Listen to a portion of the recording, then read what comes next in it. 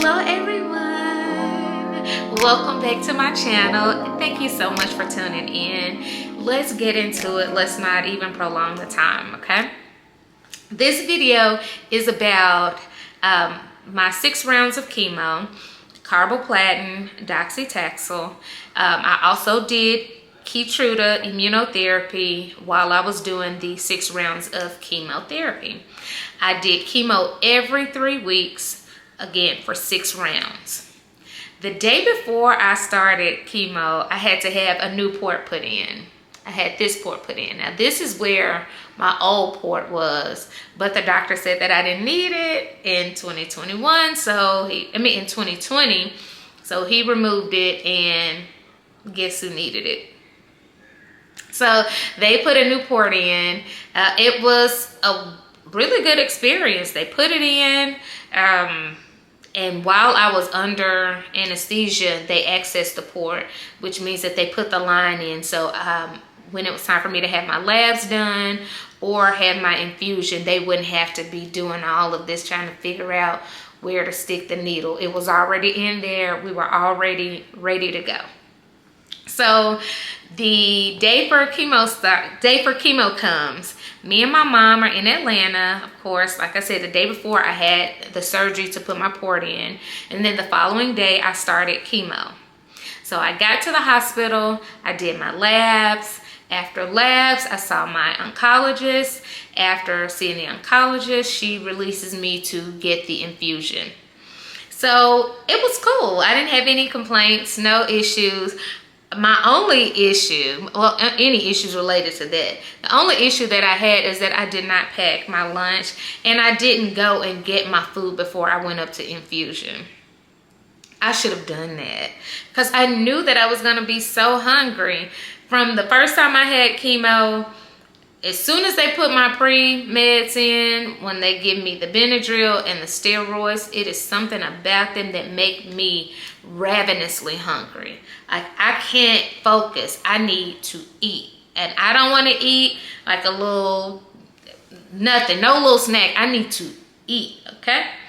So I was just like, man, I was like, trying to see if my mom wanted to go downstairs and get us something from the cafeteria, because the food is really good at City of Hope cafeteria. And she was just like, we can just wait until we're done. And I'm thinking, feed me, Seymour. But I was starving. Thankfully,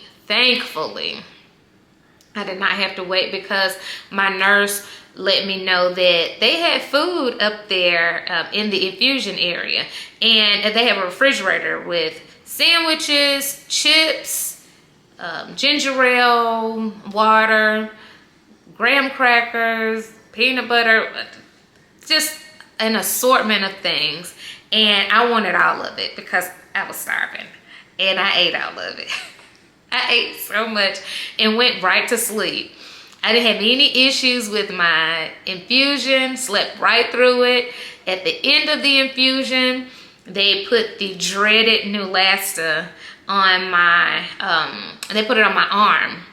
When I had it the first time, when I was going through chemo, when I was originally diagnosed, they would put it on my stomach. But this time I wanted to try my arm and see if maybe that gave me better results. And I don't know if it was them putting it on my arm or the fact that I was doing Claritin 2 days before, the day of, and 2 days after. Benadryl the day before and the day of. But whatever it was, I didn't have any issues with Neulasta, like no bone pain. I was a little sore, but it was nothing compared to what it was the first time that I went through chemo. So I was super, super, super grateful for that, because Neulasta was the worst part of cancer for me. I mean, I did not care anything about losing my hair. I didn't care about losing my breasts. None of that. I was just like, this bone pain though, like this bone pain that's making it to where I have to walk around with a walker, and I'm like being brought to my knees with bad muscle spasms and bone pain. Like, ooh, girl, keep that away from me. But I didn't have that issue this time. So They did put my injection on, and I scheduled my flight to go back home in enough time to where I would be home. I will have gotten myself comfortable, and then the new elaster would go off. And it's so crazy. It's like a little, just like tick, tick, tick, counting down for the needle to stick you in your arm. And something about that clicking just, it would always just kind of, I'd be just doing my thing, then I hear the click and I'm just like, oh man, here it comes. But it wasn't bad. Not any of my rounds of treatment. I did 6 rounds of chemo every 3 weeks. I did 1 round every 3 weeks until I got to 6. And I didn't have any issues. After my first round of chemo, my hair came out completely. I had a few little sprigs of hair, and I would share that picture, but I know somebody will be so, some of my friends will be so petty and screenshot it, and whenever I'm feeling myself, they'll send me that video, so I won't post it. But I said I will post a video or a picture of what I was looking like, and it was just like, girl, you are really out here with like 5 sprigs of hair on your head. And my husband, thankfully, went ahead and shaved those last little few strands off, and I was bald. Now, it was still a little cool outside when I lost all of my hair, so I would still put my wig on when I was going somewhere, and then when I got home, I would be bald. Or when I would be going to my parents' house for dinner, I would be just bald, hanging out bald. And I had no issues with any of that. Like, all of the rounds went through very well. I was still able to live my life. I was cautious and mindful that I was going through chemotherapy. So I was very mindful of staying away from germs and people that, you know, could potentially get me sick. But I was still enjoying my life. Like, I was going to church every Sunday, still singing in the choir. I was just doing my thing. And I was just super, it was a blessing that my life did not stop when I started treatment, because that, I think that would have been a little downer for me. But everything kept it pushing. I'll put videos and pictures in of me just doing my thing. I just lived my life. I was still traveling. Everything was good. I went through all 6 of my rounds with no issues. I did notice that I was a little more tired than I was originally. And that was because one of the side effects to the immunotherapy was chronic fatigue syndrome. So I was pretty tired, but thankfully I was taking vitamins and supplements to help me to navigate through all of that stuff. So it wasn't like I felt the need to be in bed all day. I don't think I ever stayed in bed all day, but I was very sluggish about getting out of bed. And if I got on the couch watching TV, it was just like, ooh, it is a production to get up off of this couch. But nevertheless, she lived, she survived, she pressed through. So it wasn't that big of a deal. Like I said, I still enjoyed my life. Now, once it starts to warm up, I did, when I was going through my treatment, I did start wearing my bald head. And every now and then I would put my wig back on, because my wigs are cute. They're still cute. And, you know, I looked how I wanted to look when I wanted to look like that. I loved my bald head. My bald head was super cute to me. I think it was sexy.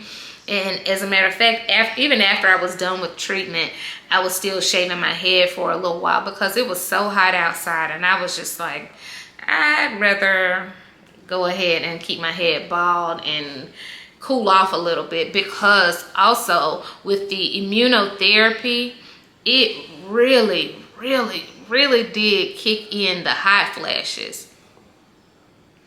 I'm still having hot flashes, but when I was actually on treatment, whoa, I would be burning up. Just like 1 minute I'm sitting, I'm cool, I'm doing my thing, and then the next minute you look at me, you're like, are you okay? Because I look like I just got out the shower, because I am drenched in sweat. night sweats. But all of those things, I don't think that after that, that was about the biggest of the things that I dealt with while I was going through chemo.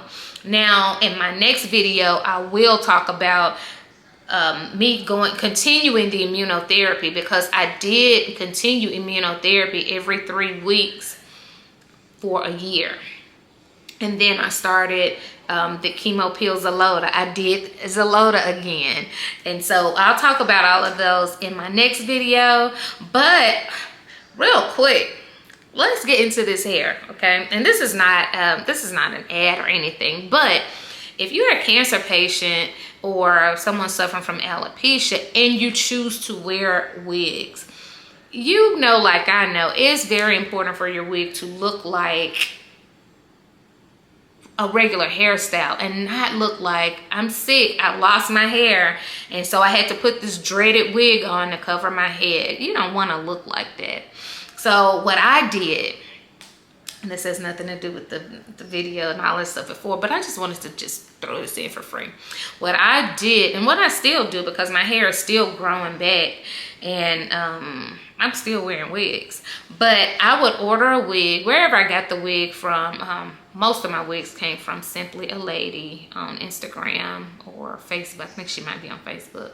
But I would order my wigs, and then I would send them to Styles by Lise, and I would let her customize everything for me. Like, I would let her cut the lace off, she would wash, she would curl. Even still, whenever my wigs need to be styled or maintained, I send them to her. She hook them up for me and makes sure that I don't look like a sick person walking around in a wig, but so I kind of look like myself. I can still be jazzy and fly when I want to be jazzy and fly. So, I put a few pictures of her styles and styles that she's done for me.